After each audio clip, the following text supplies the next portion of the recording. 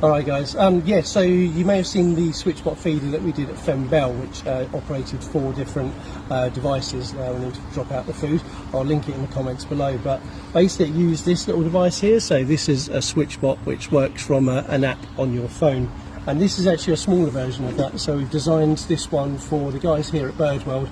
So it operates just one box, and it obviously has the mesh basket at the bottom there, so the food drops into the bottom and substrate and things like that can be put in it. So it's pretty simple. The SwitchBot just goes into there, and if I take this out here, so this is the box which food is put inside, and obviously because it's got a closed lid on it, it can be done with live food, pellets, anything like that.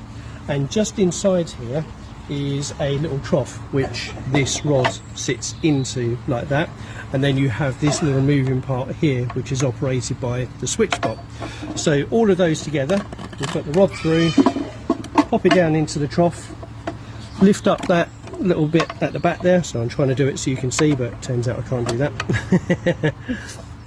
There we go.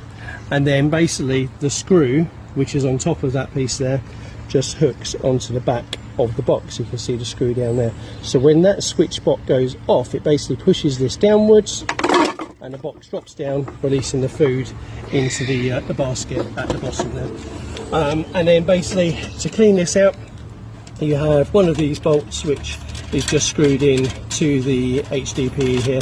So you just take that out, and like I said, you can put substrate in there if you want to. It's your chance to clean it out, change out what you want inside there. So yeah, you can have several of these dotted around the enclosure. Use the app to set timers, or you can just press the button as you go past, so you don't actually have to go into the enclosure. It gives you a chance to just go in the enclosure once at the beginning of the day, and obviously set them all up, which doesn't take long at all.